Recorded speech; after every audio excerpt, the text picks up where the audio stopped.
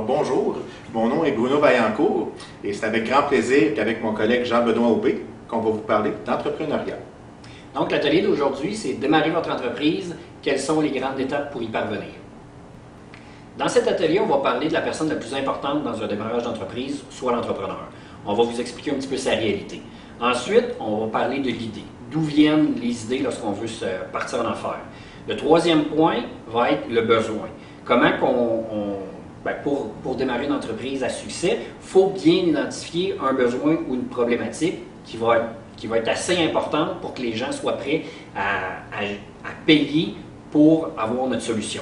Le quatrième point, on va vous expliquer toute la structure d'un projet d'affaires. Ensuite, on va vous expliquer que le démarrage d'entreprise passe par les ventes. On va vous donner une couple de petits trucs sur les ventes. Puis, on va finir avec la croissance, donc comment on fait progresser notre entreprise.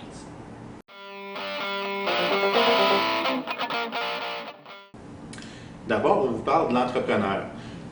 J'en suis bien conscient, l'entrepreneur, ce n'est pas une étape, mais il faut en parler parce que c'est la personne la plus importante dans le projet. En fait, il y a quelques mythes autour de l'entrepreneur. Des fois, on va dire qu'il est omnibulé par l'argent, il est déjà riche au départ. Dans les faits, ce n'est pas la réalité. Souvent, l'entrepreneur part avec peu de moyens et avec des outils, il va aller chercher le financement pour éventuellement, on lui souhaite devenir riche si c'est son intention. Je précise si c'est son intention parce qu'on va parler de plus en plus d'entrepreneurs sociaux. L'entrepreneur, en fait, la motivation, règle générale, qui le pousse à se lancer en affaires, c'est le besoin de liberté, d'être en contrôle des décisions, exploiter lui-même son plein potentiel. Et on va même parler de plus en plus d'entrepreneuriat social où l'entrepreneur, dans le fond, ce qui l'intéresse, c'est de vivre de sa passion et d'apporter une contribution à la société. Donc, on va parler de retombées positives de son activité et c'est ce qui va souvent le motiver davantage. Par contre, réussir en affaires, ce n'est pas uniquement d'être bon dans son domaine uniquement. J'ai parfois, je me souviens d'un spécialiste de la ventilation me disant « J'ai 20 ans d'expérience dans le domaine, je sais c'est quoi, je sais comment ça marche, runner une business. » Peut-être que pour installer des systèmes de climatisation, c'est un expert. Par contre, rédiger une planification financière, établir une stratégie marketing, ça, on est là pour l'aider. Donc, on va parler de 3 grandes compétences nécessaires à la réussite en affaires. D'abord, une compétence en gestion, ressources humaines, comptabilité. Ce n'est pas une question de devenir un spécialiste de la comptabilité, mais d'être capable de lire des états financiers, de voir est-ce que mon entreprise va bien, est-ce que j'ai suffisamment de liquidité pour faire face à mes obligations financières. Donc ça, c'est des choses qu'on peut éventuellement vous accompagner aussi au SAGE. On va parler de compétences personnelles. L'entrepreneur est déterminé, il est motivé, il est persévérant. Il a l'énergie pour faire un 10e appel quand ça fait 9 fois qu'il se fait dire non. L'entrepreneur est créatif, pas juste pour trouver des idées de campagne publicitaire géniales, mais dans son organisation pour trouver des solutions. L'entrepreneur, il est autonome.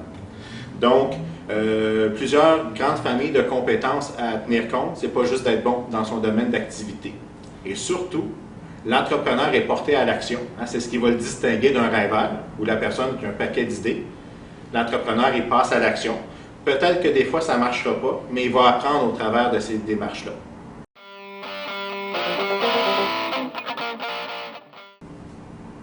On a parlé de l'entrepreneur, maintenant on arrive à une première étape, un projet d'affaires, ça commence avec une idée. Souvent, l'idée d'affaires peut découler d'une situation professionnelle comme une insatisfaction au travail ou des fois, c'est la perte d'un emploi et c'est difficile d'en trouver un nouveau qui réponde à nos aspirations. Ça peut être un contexte difficile où j'ai trop d'expérience par rapport aux besoins du marché ou pas assez. Et souvent, quand ces démarches-là s'étirent, l'entrepreneuriat paraît comme la meilleure option pour se trouver un revenu. Donc, l'idée d'affaires, en fait, peut venir souvent de frustration. J'ai un besoin qui n'est pas comblé, qui n'est pas satisfait. Je vais trouver moi-même la solution. Ça peut venir de vos passions, vos intérêts, de votre expertise, dans quoi vous êtes bon. Se lancer en affaires, en fait, il y a plusieurs options. On pense souvent qu'il faut partir de zéro, un nouveau projet. On va parler de démarrage. Mais on peut envisager l'acquisition d'une nouvelle entreprise. Il va y avoir de plus en plus d'opportunités de démarrer une entreprise en faisant l'acquisition. l'entreprise qui existe, elle a un vécu, et souvent c'est plus sécurisant, justement, on sait un peu plus dans quoi qu'on s'embarque.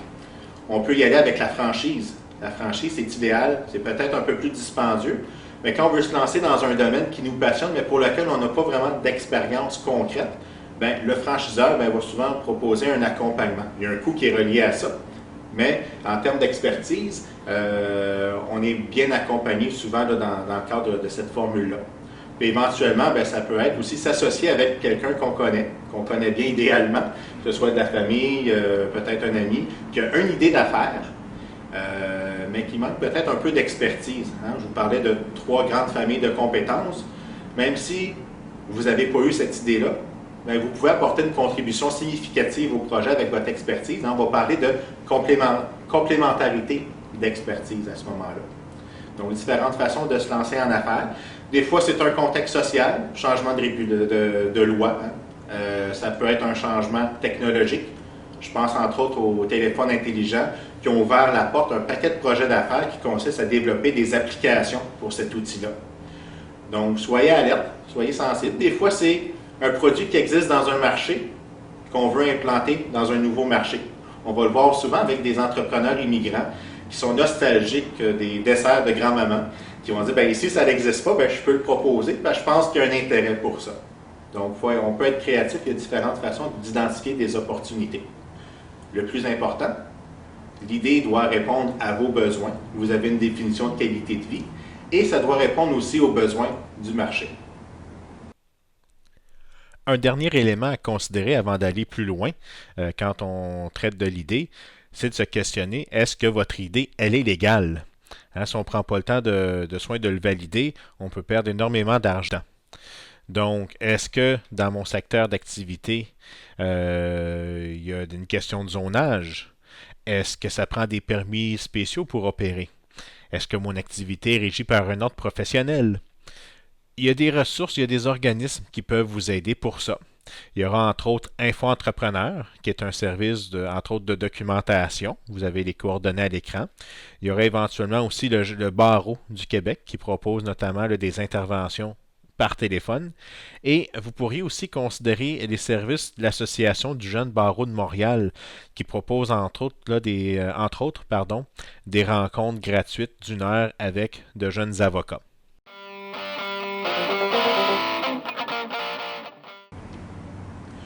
J'ai enfin trouvé une idée. Maintenant, je veux voir s'il y a une cohérence avec les besoins du marché. Hein, souvent, l'idée, ça peut venir d'une frustration et c'est une frustration qui peut être partagée. Donc, ça peut m'inspirer et je vais développer une idée, un projet, un produit. Maintenant, je veux voir, est-ce que je suis le seul à avoir ce besoin-là? Donc, je vais aller tester mes hypothèses. Je vais regarder si ce que je propose, ça peut intéresser d'autres gens. C'est important, cette étape-là, parce que des fois, les entrepreneurs, on va le voir beaucoup au niveau dans les métiers d'art, hein, bijouterie, maroquinerie. L'entrepreneur, souvent artistique, est en amour avec son produit ou service. Et entre autres, dans ces domaines-là, l'entrepreneur va chercher à développer le produit parfait à son goût, à lui, sans considérer les attentes du client. Et dans ces domaines-là, souvent, la personne est très, très forte en gestion d'opération et va investir énormément dans des moyens de production, alors que peut-être le marché n'est pas là. Donc, on va faire attention. C'est quoi les attentes du marché? Et la meilleure façon de le faire, c'est d'aller en parler, d'aller sur le terrain, parler à des clients potentiels, faire des tests. C'est la meilleure façon de voir avant d'aller plus loin si on s'embarque dans quelque chose qui a un réel potentiel. Mon idée d'affaires devient une vraie opportunité d'affaires. Et un élément qu'on remarque souvent chez les entrepreneurs, on a peur de parler de son idée. On a peur que la concurrence nous vole notre idée dès le départ, alors qu'éventuellement, il faut en parler. On peut penser aux publicités dans le Super Bowl où ça coûte des millions pour des publicités de 30 secondes. Hein. On paye très cher pour parler d'idées, alors que des fois, au départ, on a peur d'en glisser un mot. Donc, de toute façon, de cacher votre idée, c'est pas ça qui va éloigner la concurrence. Éventuellement, on va bien structurer, on va parler d'innovation pour toujours se distinguer et même on va porter une attention particulière à l'avantage concurrentiel. Pourquoi ma solution demeure toujours la meilleure réponse aux besoins du client.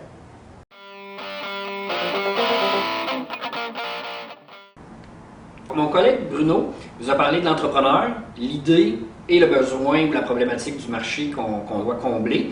La prochaine section va traiter de la structure du projet. Premier élément à regarder dans un projet, c'est à quel besoin problématique on s'adresse.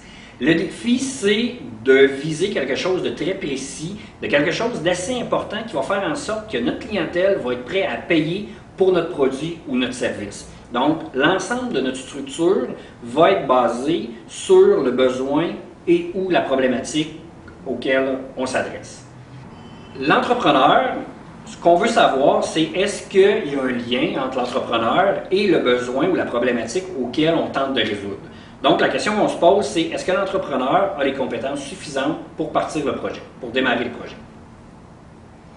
Au niveau de l'offre, il faut bien définir notre produit ou notre service, toujours en lien évidemment avec la problématique qu'on tente de résoudre. L'entrepreneur en démarrage veut souvent offrir beaucoup de produits, beaucoup de services, plutôt que de commencer par un élément bien contrôlé, bien maîtrisé, puis ensuite augmenter son offre. Au niveau de l'étude de marché, ce qu'on va regarder, c'est quelle clientèle est la plus sensible aux besoins ou à la problématique qu'on tente de résoudre. Quelle clientèle va acheter notre produit ou notre service rapidement? Est-ce que la clientèle est suffisante pour qu'on soit capable de vivre de notre projet? Ensuite, on va aller voir les compétiteurs pour savoir un petit peu se positionner dans les offres qui existent sur le marché. Dites-vous que si vous n'avez pas de compétiteurs, peut-être que vous n'avez pas de marché non plus. Donc, il ne faut pas avoir peur des compétiteurs puis d'aller les voir pour se renseigner sur c'est quoi leurs forces, leurs faiblesses puis comment on peut se positionner sur le marché. Il faut aussi savoir c'est quoi les habitudes de consommation de notre clientèle. Au niveau du marketing, ce qu'on veut, c'est comment on va faire pour vendre notre produit ou notre service à la clientèle qu'on a visée. Ça va être quoi nos stratégies, nos moyens qu'on va faire pour aller rejoindre cette clientèle-là? C'est quoi les moyens les moins coûteux qui vont nous permettre de vendre à notre clientèle? Au niveau des prévisions financières, ce qu'on veut savoir, c'est quel prix on va être en mesure de vendre notre produit ou notre service. Ça va être quoi notre chiffre d'affaires pour les 3 prochaines années? C'est quoi nos dépenses? Faites attention, dans les prévisions financières, les entrepreneurs ont tendance à surestimer les ventes et sous-estimer les dépenses. Donc, on fait attention à ce niveau-là. Ensuite de ça, est-ce que vous avez besoin du financement? Si oui, combien? C'est quoi la structure que vous allez mettre en place pour aller chercher le financement? C'est quoi vos sources de financement?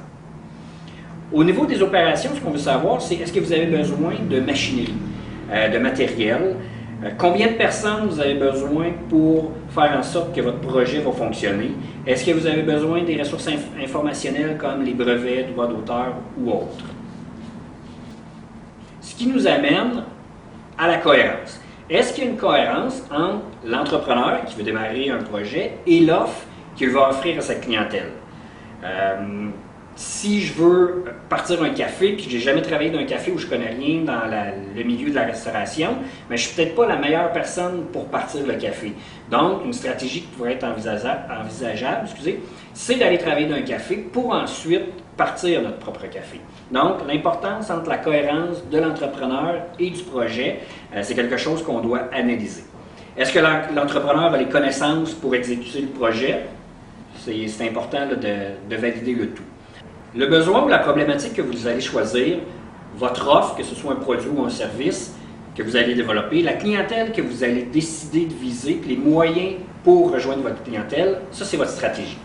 Tout doit se tenir. Si vous changez de clientèle, probablement que vos stratégies marketing vont devoir changer également. Si vous changez votre offre, votre clientèle va possiblement changer aussi. On vient de voir la structure d'un projet, donc toute cette réflexion-là est super importante, mais à un moment donné, il faut démarrer. Ce qui va faire qu'on va démarrer, c'est qu'on va commencer le processus des ventes. Le processus des ventes, il ne faut pas paniquer avec ça, ça s'apprend. Il faut savoir qu'un bon vendeur, c'est quelqu'un qui écoute plus qu'il parle. Puis, j'aimerais dire qu'au niveau des ventes, vous pouvez avoir le meilleur produit, le meilleur service au monde. Si vous n'avez pas de vente, vous n'avez pas d'entreprise. Donc, lorsqu'on veut être entrepreneur, c'est important de prendre pour acquis qu'on va devoir faire des ventes éventuellement.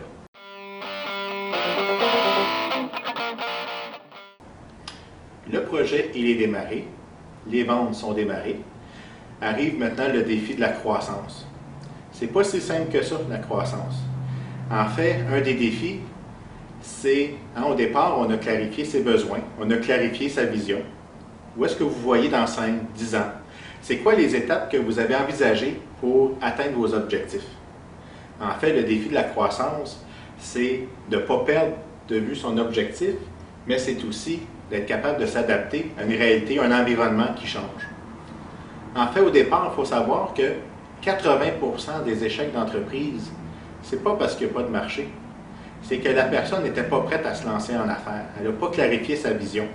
À un moment donné, ces questions-là personnelles, la place du projet d'affaires dans votre vie, vont rebondir éventuellement quand il n'a pas fait attention. Et dans ce défi-là d'enligner l'entrepreneur sur sa vision, ses objectifs, on a une équipe qui est là, l'équipe gestion croissance.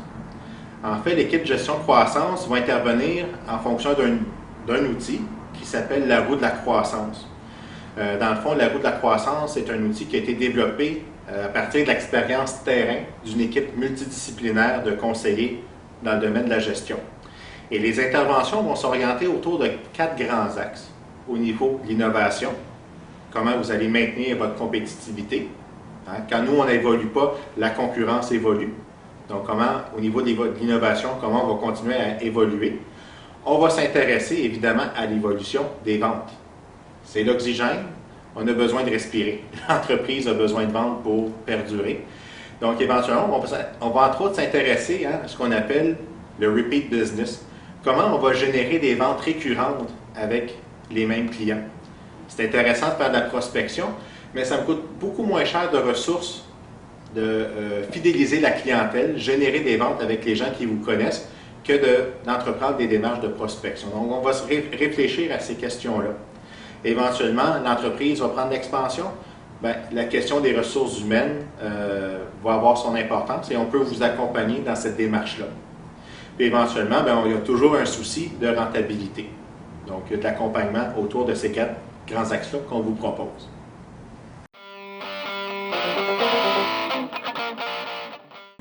Ce qu'on aimerait vous dire en terminant, c'est que le sage accompagnateur d'entrepreneurs, on est présent à toutes les étapes du parcours de l'entrepreneur. Aujourd'hui, on a parlé d'entrepreneur, de l'idée, du besoin qu'il veut combler. Si jamais vous voulez en savoir davantage, on a 2 ateliers. Le premier atelier, c'est Introduction au démarrage d'entreprise et le deuxième atelier, c'est Introduction à l'achat d'une entreprise. Au niveau de la structure d'un projet d'affaires, on a une formation qui s'appelle Lancement d'une entreprise pour ceux qui veulent démarrer. On a aussi une formation sur l'achat d'entreprise pour ceux qui veulent acheter.